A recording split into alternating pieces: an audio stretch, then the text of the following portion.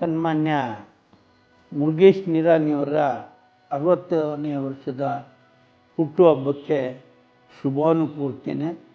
ಅವರು ಕೈಗಾರಿಕಾ ಕ್ಷೇತ್ರದಲ್ಲಿ, ರಾಜಕೀಯ ಕ್ಷೇತ್ರದಲ್ಲಿ ಇನ್ನಷ್ಟು ಬೆಳೀಲಿ ಅನ್ನೋಂಥ ಶುಭ ಹಾರೈಕೆಯನ್ನು ಮಾಡ್ತಾಯಿದ್ದೇನೆ. ಸುಮಾರು ನನಗೂ ಅವರಿಗೂ ಸಂಬಂಧ 26 ವರ್ಷಗಳ ಹಿಂದಿನ ಸಂಬಂಧ.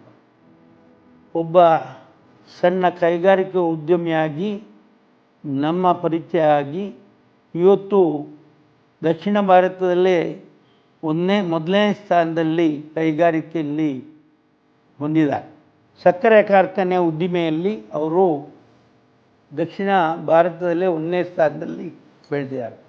ಅದೇ ರೀತಿಯಾಗಿ ಇಥನಾಲ್ ಉತ್ಪಾದನೆಯಲ್ಲಿ ಏಷ್ಯಾದಲ್ಲೇ 1ನೇ ಸ್ಥಾನವನ್ನು ಪಡೆದಿದ್ದಾರೆ. ಇವತ್ತು ಅವರು ಬೆಳೆದು ಸಾವಿರಾರು ಜನರಿಗೆ ಅನ್ನದಾತರಾಗಿದ್ದಾರೆ. ಅದೇ ರೀತಿ ಬ್ಯಾಂಕಿನವರಿಗೂ ಒಂದು ಒಳ್ಳೆಯ ಉದ್ಯಮಿಯಾಗಿ ವ್ಯವಹಾರವನ್ನು ಮಾಡ್ತಾಯಿದ್ದಾರೆ. ಜೊತೆಗೆ ಸರ್ಕಾರಕ್ಕೆ ಹಲವು ಲಕ್ಷ ಕೋಟಿ ಟ್ಯಾಕ್ಸನ್ನು ಭರಿಸಿ ಸರ್ಕಾರವು ಬಲಾಢ್ಯವಾಗಿರುವಂತೆ ಮಾಡಿದ್ದಾರೆ. ಇದರ ಜೊತೆಗೆ ಅವರು ಒಬ್ಬ ರಾಜಕಾರಣಿಯಾಗಿ, ಮೊದಲು ಉದ್ಯಮಿಯಾಗಿ ಬೆಳೆದವರು, ಆಮೇಲೆ ರಾಜಕಾರಣಕ್ಕೆ ಬಂದರು. ನನಗೆ ಗೊತ್ತಿದ್ದಾಗ ರಾಜಕಾರಣದಲ್ಲಿ ಕೂಡ 2 ಬಾರಿ ವಿಧಾನಸಭಾ ಸದಸ್ಯರಾಗಿ, 2 ಸಲನೂ ಸಚಿವರಾಗಿ, ಅದಕ್ಕಿಂತಲೂ ಮಿಗಿಲಾಗಿ ಕಳೆದ ಸಲ ಕೈಗಾರಿಕಾ ಸಚಿವರಾಗಿ 3 ಹೂಡಿಕೆದಾರರ ಸಮ್ಮೇಳನವನ್ನು ಮಾಡಿ ರಾಜ್ಯದ ಅಭಿವೃದ್ಧಿಗೆ ಕಾರಣೀಭೂತರಾಗಿದ್ದಾರೆ. ಹಲವು ಉದ್ದಿಮೆಗಳು ನಮ್ಮ ರಾಜ್ಯಕ್ಕೆ ಬರುವ ರೀತಿಯಲ್ಲಿ ಅವರು ಕೆಲಸ ಮಾಡಿದ್ರಿಂದ ಇವತ್ತು ನಮ್ಮ ರಾಜ್ಯದಲ್ಲಿ ಹೆಚ್ಚು ಉದ್ದಿಮೆಗಳಿಗೆ ಬರಲಿಕ್ಕೆ ಕಾರಣೀಭೂತರಾಗಿದ್ದಾರೆ. ಅದು ಅವರ ಒಂದು ಚಾಕಚಕ್ಯತೆ ಅಂತ ಹೇಳ್ಬೋದು.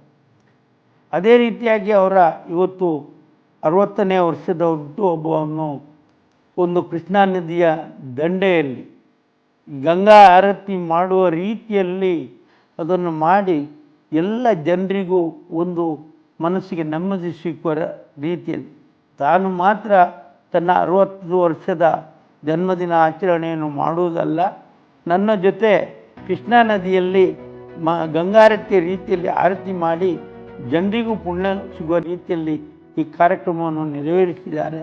ಅವರಿಗೆ ಶುಭವಾಗಲಿ. ಶತಾಯುಷಿಯಾಗಿ ಇನ್ನಷ್ಟು ಕೈಗಾರಿಕೆಗಳನ್ನು ಸ್ಥಾಪಿಸಲಿಕ್ಕೆ ಅವರಿಗೆ ಭಗವಂತನು ಶಕ್ತಿ ಕೊಡಲಿ.